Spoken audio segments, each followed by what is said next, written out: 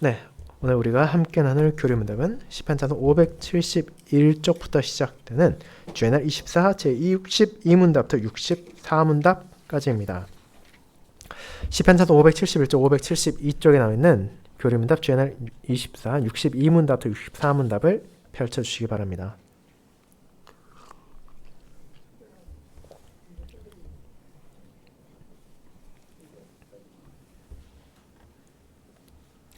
네, 우리의 칭에 대해 다루는 두 번째 주애날 24를 교독하도록 하겠습니다. 하이델베르그 교리 문답 주애날 24 제62문. 그런데 왜 우리의 선행이 하나님 앞에서 의가 될 수 없습니까? 적어도 의의 일부분이라도 될 수 있지 않습니까?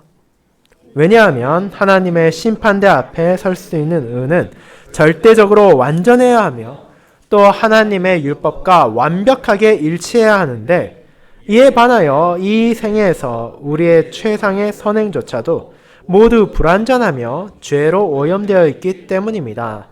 제63문. 그러나 하나님께서 이 생과 내생에서 우리의 선행에 대해 상을 주시겠다고 약속하심에도 불구하고 우리의 선행으로는 아무것도 가져오지 못합니까? 이 상은 노력하여 가져올 수 있는 것이 아니라 은혜의 선물입니다. 제63은 이 가르침이 사람들을 무관심하고 악하게 만들지 않겠습니까? 아닙니다. 참된 믿음으로 그리스도에게 접붙여진 사람이 감사의 열매를 맺지 않는 것은 불가능합니다. 네, 교림답이 전하는 하나님의 말씀을 요약한 것을 말씀 봉사한 후에는 찬송 2장 1, 2, 3절로 우리의 신앙을 고백하고 찬송 28장 3a절부터 5b절까지를 이어서 부르도록 하겠습니다.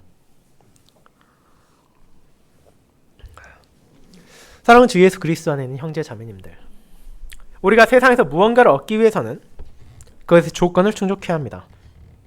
우리가 승진을 하고 싶다면 조직에서 성과를 내야 하고, 장학금을 타고 싶다면 성적을 잘 받아야 할 것입니다. 사람들의 인정을 받고 싶다면 그 사람들이 원하는 것을 증거해야 하고, 무언가 혜택을 얻고 싶다면 그것의 조건을 만족해야 합니다. 그렇게 우리는 구원에 대해서 때로는 의식적으로, 때로는 무의식적으로 그와 같은 방식으로 접근하고자 하는 유혹을 받을 때가 있습니다. 최소한 우리가 이런 정도의 삶은 살아야 구원을 받지 않을까? 혹은 이 정도의 모습은 보여야 구원받기에 합당하지 않을까와 같은 생각들이 그러합니다. 하지만 하나님의 말씀이 전하는 구원과 의로움은 그와 전혀 다른 방식을 말하고 있습니다. 성경은 그에 대해 우리의 무언가에 대한 보상이나 대가의 표현으로 말하지 않고 오직 은혜의 언어로 설명하기 때문입니다. 은혜란 조건을 충족해서 받는 것이 아닙니다. 그저 그것을 베푸신 이의 선하심과 기뻐하심에 따라 값없이 받을 자격이 없는 이들에게 주어지는 것입니다. 그것은 받을만 해서 우리가 받는 것이 아니라 오직 그것을 주신 이의 뜻에 따라 선물로 받게 되는 것입니다. 물론 그와 같은 은혜를 받은 자의 삶은 그 은혜를 받기 전과 동일할 수 없을 것입니다. 그 은혜가 얼마나 소중한지를 알고 그 은혜가 얼마나 필요했는지를 아는 사람은 결코 과거와 동일하게 살아갈 수 없기 때문입니다. 그는 그 은혜에 감사하며 그 은혜를 베푸신 분께 영광을 돌리기 위한 삶을 멈추지 않을 것입니다. 하지만 그 순서는 결코 바뀌지 않습니다. 사람의 자격이 은혜를 받게 한 것이 아니라 은혜를 받았기에 그에 따라 변화가 찾아오는 것입니다. 오늘 우리가 함께 살펴볼 교림답 주애날 24는 바로 이와 같은 은혜의 진리에 대해 분명히 고백하게 합니다. 우리가 왜 선행을 해야 합니까? 라는 질문에 대해 교림답은 하나님의 말씀을 요약하여 분명하게 선포합니다. 우리의 선행은 결코 의로움을 얻을 수 없지만 그럼에도 우리는 구원의 은혜를 받은 자로서 그것을 멈추지 않고 나타내야 한다고 말입니다. 이 두 가지의 진리를 동시에 붙드는 것이 참된 믿음을 고백하는 신자의 삶입니다. 그렇게 저는 그와 같은 선행에 대한 진리를 전하는 주애날 24를 선행을 멈출 수 없는 은혜 가운데 사는 신자라는 제목으로 나누고자 하며, 이를 통해 과연 우리의 선행이 어떠한 것이며 그와 같은 선행을 우리가 진정 삶 가운데 바르게 드러내고 있는지를 함께 돌아보고자 합니다. 이를 첫 번째, 우리의 선행이 의로움이 될 수 없는 이유. 두 번째, 그럼에도 우리의 선행이 멈추지 않는 이유라는 대주로 나누어 살펴보도록 하겠습니다. 먼저 첫 번째, 우리의 선행이 의로움이 될 수 없는 이유에 대해 알아보겠습니다. 형제자매 여러분, 지난주 우리는 교리문답 주제나 23을 통해 하나님 앞에서의 우리의 의로움이란 대체 무엇이며 그것을 어떻게 얻을 수 있는지에 대해 살펴보았습니다. 이는 교회 역사에서 수많은 논쟁을 불러왔고 지금도 멈추지 않고 있는 성도에게 줘야 되는 칭의가 본질적으로 무엇이냐에 대한 중요한 가르침이었습니다. 그런데 이 주제의 시작점은 무엇이었습니까? 그것은 다른 무언가가 아닙니다. 하나님의 공의로운 법정 앞에 바로 우리 모두가 죄인이라는 사실이었습니다. 만약 우리가 죄인이 아니라면 이 칭의의 논쟁은 전혀 다른 방향으로 흘러가야 할 것입니다. 나 자신이 의인이라면, 다른 누군가의 의로움을 받을 필요가 없다면 이 논쟁은 무의미하기 때문입니다. 하지만 성경은 모든 사람이 하나님 앞에서 죄인이라는 것을 분명하게 선언합니다. 우리는 하나님의 모든 계명에 대해 중대하게 범죄했을 뿐 아니라 그 계명 중 어느 하나도 온전히 지키지 못했고 아직도 모든 악에 기울어져 있기 때문입니다. 그것이 우리 모두의 현실입니다. 내가 나를 어떻게 생각하든, 내 주변 사람들이 나를 어떻게 평가하건, 혹은 세상이 나를 어떤 눈으로 바라보건 상관없이 하나님의 말씀은 우리가 자신으로서는 죄인이라는 것을, 하나님의 공의 앞에 형벌받아 마땅한 존재라는 것을 분명하게 선포하는 것입니다. 그것이 하나님 앞에서 우리의 객관적인 현실이기 때문입니다. 그런데 여기에서 신자와 불신자의 중요한 차이가 나타납니다. 거듭난 신자라더라도 여전히 이 땅에서 스스로의 의로움을 획득할 자격도 능력도 없는 것이 사실이지만, 그럼에도 믿지 않는 자와 비교할 수 없는 중대한 차이가 있기 때문입니다. 그것은 바로 신자는 그리스도 안에서 의롭다고 인정받게 된다는 것입니다. 그 이유가 어디에 있습니까? 그것은 신자가 불신자보다 더 의로워서가 아닙니다. 그들이 더 훌륭하거나 더 능력이 있어서 하나님께서 그들의 자격을 보시고 너희 정도라면 독생자의 의로움을 받을 자격이 있다고 인정해서가 아닙니다. 오직 하나님의 선하신 뜻 안에서 베풀어진 자비로 인해 우리는 그리스도의 은혜를 받게 되었습니다. 그분께서 이 땅에서의 모든 삶을 통해 마주한 고난과 죽음으로 우리의 죄의 값을 담당하심으로 우리가 받아야 했을 모든 죄에 대한 하나님의 공의로운 심판을 대신하여 받아들이셨고, 그분께서 행하신 모든 율법에 대한 온전한 순종을 우리에게 전가해 주심으로 하늘 아버지께서 마치 우리가 그 모든 율법을 어떤 부족함도 없이 완벽하게 순종한 것처럼 받아들여 주시기 때문입니다. 그것이 칭의에서 가장 중요한 부분이었습니다. 그리스도 안에서 우리가 의롭게 되었다는 것, 그리스도의 은혜로 하나님과 화목하게 되었고, 그리스도의 공로로 우리가 더 이상 두려움에 떠는 죄인이 아니게 되었다는 것입니다. 그렇게 칭의의 교리는 우리를 정죄하는 것이 아니라 우리로 하여금 겸손히 하나님께 찬양하며 감사드리게 하는 복음이었습니다. 이 칭의의 교리를 바르게 고백할 때 받게 되는 위로와 기쁨을 우리는 앞선 주일 함께 나누었고, 오직 그리스도 안에서만 주어지는 우리의 의로움을 붙들었습니다. 이제 거기에서 이어지는 것이 바로 칭의에 대해 다루는 두 번째 주의 날인 24주일입니다. 그런데 여러분은 이 주일의 문답에서 무언가 특이한 점을 발견하지 않으셨습니까? 그것은 다름 아닌 주의 날 23도, 주의 날 24도 우리에게 선행을 해야 하는지 혹은 그것을 안 해도 되는지에 대해서는 전혀 언급하지 않는다는 것입니다. 그것은 신자에게 있어 하나님의 뜻에 따라 그분의 율법에 순종하는 선행이란 우리가 할 수도 있고 안 할 수도 있는 것이 아니라 마땅히 그의 삶 전체에 걸쳐 계속해서 나타나야 한다는 것을 전제하고 있습니다. 이제 그렇다면 중요한 것은 무엇입니까? 우리가 나의 삶 가운데 선행을 해야 하는지에 대해 묻는 것이 아니라 마땅히 그런 선행은 해야 하되 왜 그것을 해야 하는지, 그런 선행이 무슨 의미를 가지고 있는지를 바르게 알아야 한다는 것입니다. 그저 다른 사람들이 그렇게 해야 한다고 하니까 따르는 것이 아니라, 교회에 다니니까 그래도 남들보단 착하게 살아야 한다는 막연한 생각을 하는 것이 아니라 선행 그 자체가 어떤 의미를 가지고 있는지를 이해하고 하나님을 향한 감사 안에서 기쁘고 자발적으로 그것을 행해야 한다는 것이 바로 이 내용입니다. 이제 그런 선행 의미를 향해 우리는 나아가게 됩니다. 그리고 이를 설명하기 위해 교리문답은 한 가지 핵심적인 질문을 던집니다. 그것은 바로 62문답에 나오는 우리의 선행이 하나님 앞에서 의가 될 수 있느냐, 혹은 그 의로움의 일부라도 기여할 수 있느냐라는 것입니다. 이를 다르게 말하자면 우리의 선행 그 자체가 하나님께서 나를 의롭다고 선언하시는 근거가 될 수 있는지에 대해 묻고 있는 것입니다. 어쩌면 여러분은 이 질문에 대해 그런 추상적인 교리 논쟁이 우리의 삶과 무슨 연관이 있느냐고 느낄 수도 있습니다. 이 질문을 듣는 그 순간 펠라기오스, 로마교, 알미니우스 같은 단어를 떠올릴 수 있는 분이라면 더욱 그러할 것입니다.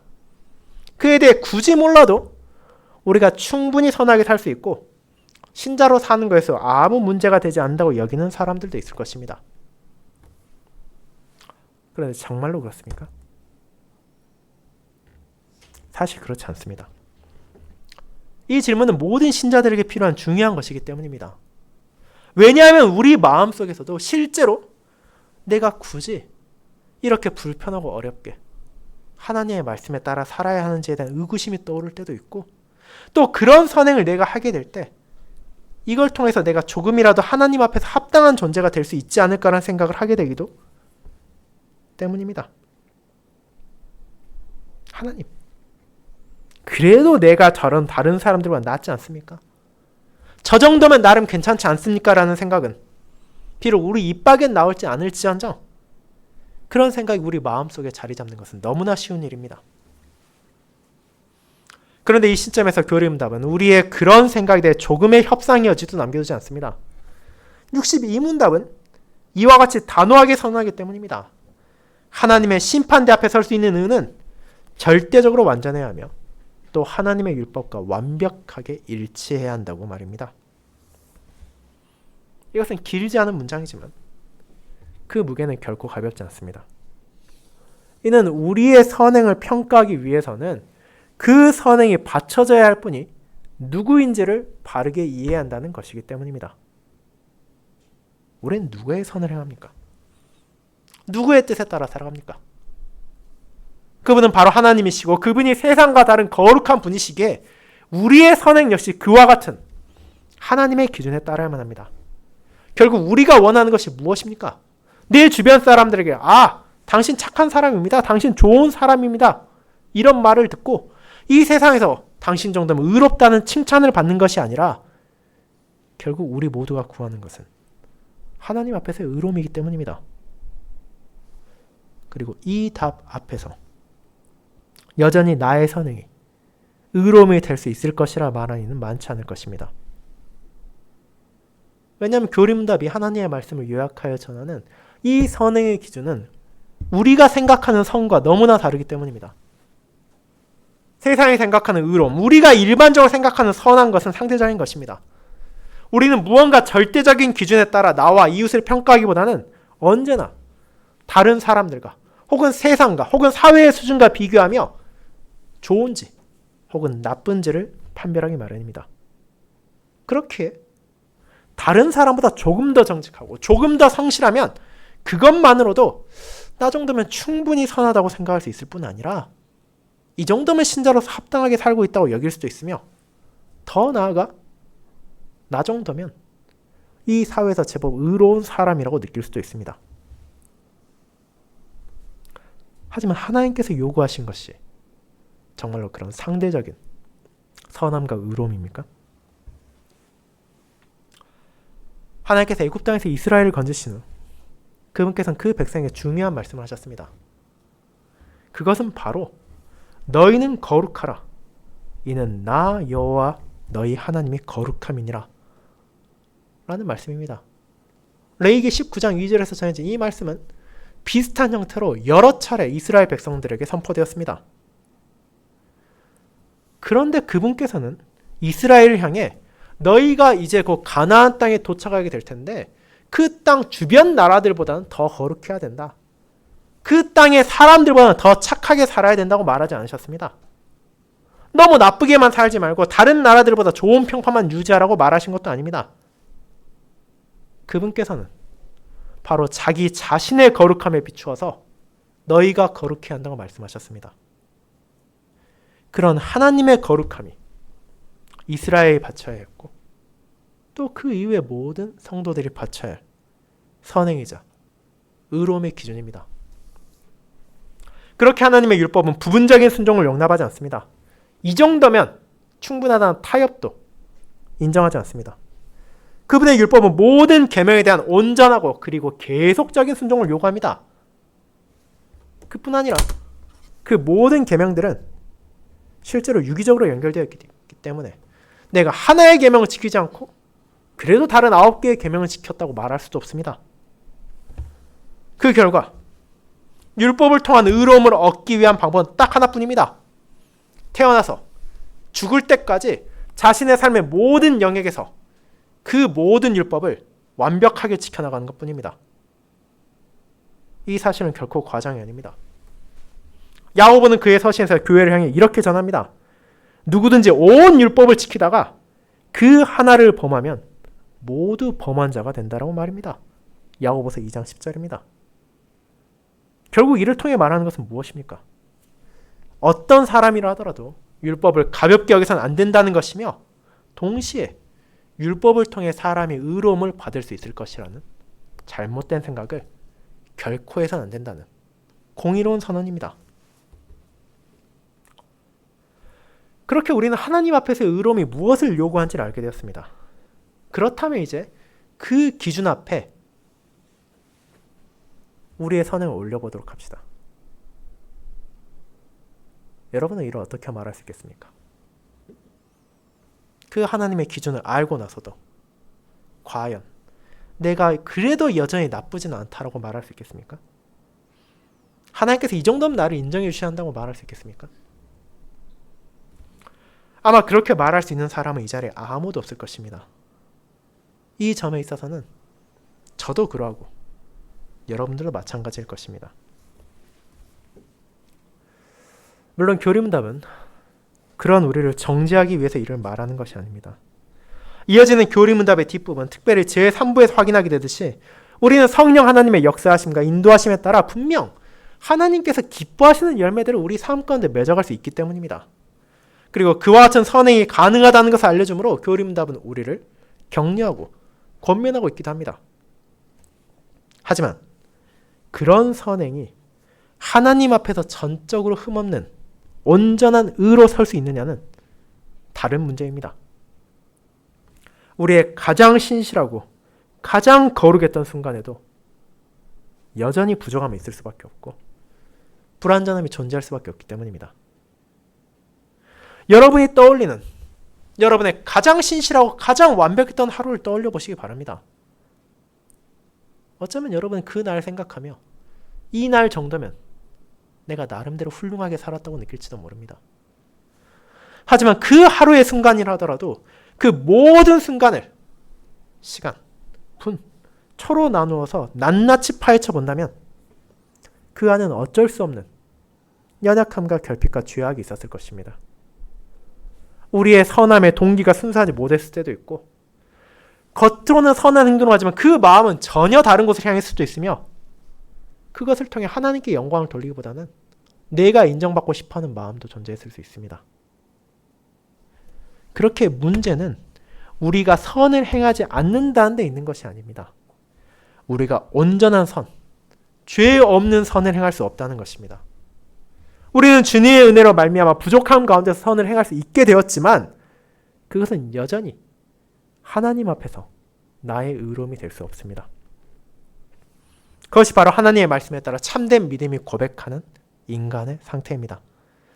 우리는 삼위 하나님의 사역을 통해 선을 사랑하게 되었고 하나님의 뜻을 따르기를 바라게 되었지만 그럼에도 이 땅에서 우리의 모든 행위는 여전히 죄의 영향 아래 놓여 있습니다. 그렇게 우리의 선행도 언제나 오염되어 있고 언제나 하나님 앞에서 완벽한 의로움이 되기에는 부족할 뿐입니다. 그렇다면 여기에 한 걸음 더 나아가 보도록 합시다. 어떤 사람들은 거기까지는 인정하지만 이렇게 주장하기도 합니다. 그리스도의 의로움이 우리에게 주어진 것은 사실입니다. 하지만 그것을 우리 안에 완성시키는 것은 바로 우리 각자의 선행입니다. 라고 말입니다. 그 말은 얼핏 그럴듯하게 들리기도 하지만 아주 위험한 생각입니다. 왜냐하면 그 주장이 담고 있는 생각은 결국 그리스도의 의로움이 완전하지 않고 충분하지 않아서 우리가 아주 조금이라 할지라도 그 여백을 메꿔야 한다는 것이기 때문입니다. 하지만 사도 바울은 로마 3장 28절에서 이렇게 고백합니다. 그러므로 사람이 의롭다 하심을 얻는 것은 율법의 행위에 있지 않고 믿음으로 되는 줄 우리가 인정하노라 라고 말입니다. 바울은 그 의로움에 대해 그것의 대부분은 믿음이지만 아주 약간의 행위가 더해져 한다고 말하지 않습니다. 그는 의로움에 있어서 우리의 선행의 기여를 완벽하게 찬양하며 그리스도의 의로움의 온전함을 분명하게 선포합니다. 그렇게 사랑하는 형제자매 여러분, 우리가 붙잡아야 하는 것은 이 진리입니다. 우리가 이에 대해 얼버무리고 넘어가거나 그저 모호하게 방치한다면 우리의 믿음이 불안에 빠질 가능성이 언제나 존재하기 때문입니다. 오늘 하루는 나름대로 훌륭히 살아서 만족할 수 있지만 나의 내일이 어떠할지 누가 알겠습니까? 하나님 앞에서의 나의 의로움의 근거를 나의 안에서 찾으려 한다면 우리가 어떻게 불안감을 떨쳐낼 수 있겠습니까? 그러나 하나님께서 우리를 의롭다 하시는 근거가 내 안에 있는 것이 아니라 그리스도 안에 있다면 우리의 믿음은 결코 흔들리지 않을 것입니다. 우리는 그분의 공로에 어떤 부족함도 없고 그분께서 베푸신 의로움에 어떤 결핍도 없다는 것을 알고 있기 때문입니다. 그것이 교리문답이 칭의에 관해 우리에게 전하는 위로입니다. 우리의 선행은 분명 귀한 은혜의 결과이지만 그것이 의로움이 되지는 않는다는 것입니다. 그리고 그 진리의 기반 위에서 우리는 그렇다면 어째서 선행을 멈출 수 없는지를 보게 됩니다. 그것이 두 번째, 그럼에도 우리의 선행이 멈추지 않는 이유입니다. 성도 여러분, 이와 같은 고백은 분명 우리에게 위로가 되고 우리에게 감사한 진리지만 동시에 이를 듣게 된 신자들에게 한 가지 질문을 떠올리게 만듭니다. 만약 정말로 나의 선행이 하나님 앞에서 의로움이 되지 않는다면, 심지어 그 의로움에 조금의 기여도 할 수 없다면 굳이 선행을 지속해야 할 필요가 있습니까? 라는 것입니다.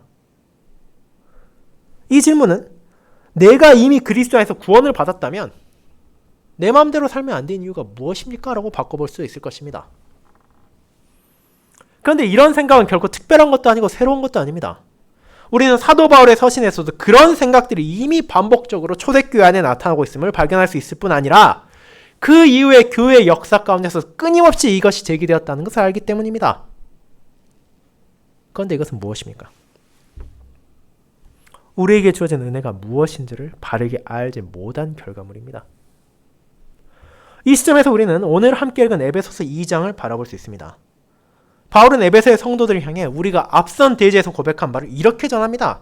2장 8절은 다음과 같습니다.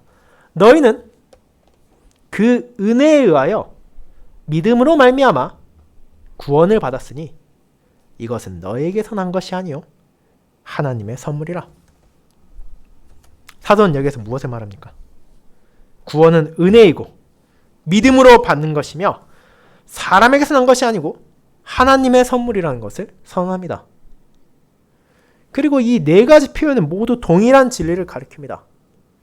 그것은 우리에게 주어진 구원은 그 시작도, 그 근거도, 그 원천도 다른 어딘가에 있는 것이 아니라 오직 하나님께만 있다는 것입니다. 그렇게 어떤 사람도 자기의 행위를 자랑할 수 없다는 구절을 통해 그런 은혜를 마치 자신의 공로의 대가인 것 마냥 뽐내라는 사람들의 어리석음을 교회 안에서 금지시킵니다. 만약 이렇게 에베소 2장의 8절과 9절만을 본다면 어떤 사람들은 봐라, 바울도 이렇게 말하지 않느냐, 우리가 도대체 선행할 필요가 어디 있냐고 말할 수 있을 것입니다. 그런데 바울은 이어진 10절에서 우리의 선행에 대한 중요한 진리를 다음과 같이 고백합니다. 우리는 그가 만드신 바라 그리스도 예수 안에서 선한 일을 위하여 지으심을 받은 자니 이 일은 하나님이 전에 예비하사 우리로 그 가운데서 행하게 하려 하심이니라. 이 구절은 앞선 8절과 9절을 부정하는 것이 아니라 오히려 그 내용을 보충하는 것입니다.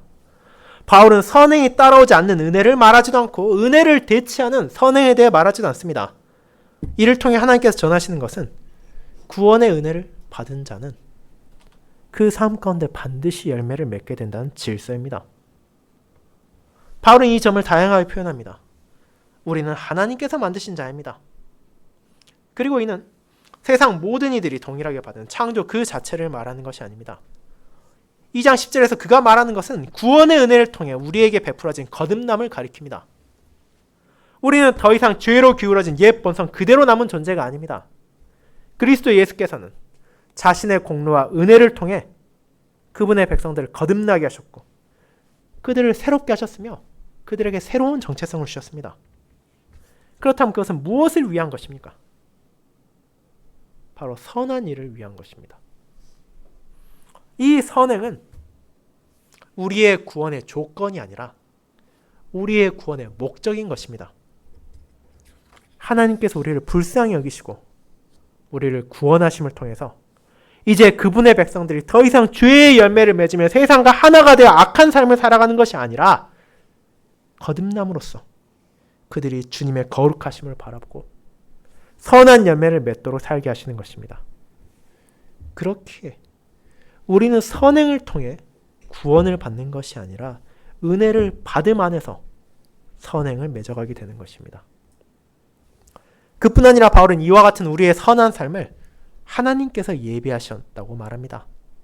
우리가 행하게 될 선한 행동, 하나님의 뜻에 순종하고 그분께 영광을 돌리며 내가 이웃을 사랑하는 삶은 나의 의지에 따라 내 마음대로 행해지는 것이 아니라 하나님의 뜻 안에서 그분의 은혜로 나타나는 거듭남의 결과물입니다.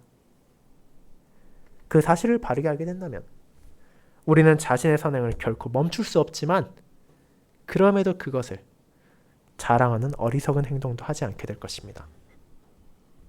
그와 같은 진리에서 우리는 교리임당 63문답의 내용을 더 분명하게 이해할 수 있습니다.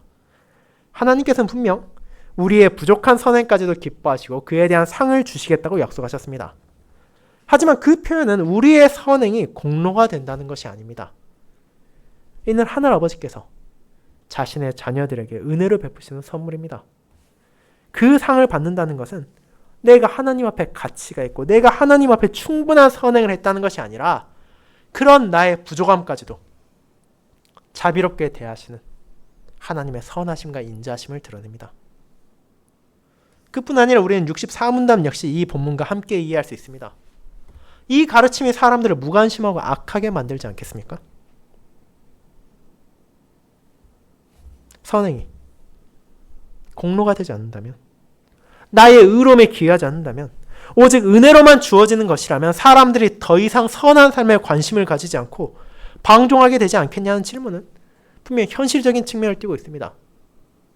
그리고 이것은 종교개혁 시대, 그리고 그 이후의 시대에도 끊임없이 개혁교회, 이 칭의의 교리를 공격하는 주된 레퍼토리 중 하나였습니다. 하지만 그것이 현실적일정 결코 성경적이지 않습니다. 참으로 은혜를 받은 자라면, 그 은혜가 무엇인지를 아는 자라면 그 은혜를 결코 가볍게 여기며 살아갈 수 없다는 것이 분명하게 선포되기 때문입니다. 왜 그렇습니까? 우리가 받은 은혜는 그저 나의 죄로 인한 형벌을 면제해 주겠다는 선언을 넘어서 우리를 변화시키는 능력이기 때문입니다. 그리스도께서는 자신의 고난과 자신의 죽음을 통해 우리의 죄에 대한 값을 치러주시고 그분의 의로움을 우리에게 전가해 주셨지만 거기에서 멈추지 않으셨습니다. 그분께서 무엇을 약속하셨고 무엇을 행하셨습니까? 자신의 영을 보내줄 것을 약속하시고 그 약속을 이루심을 통하여 그분의 영, 성령을 통해 우리를 새롭게 하시고 우리를 인도하십니다.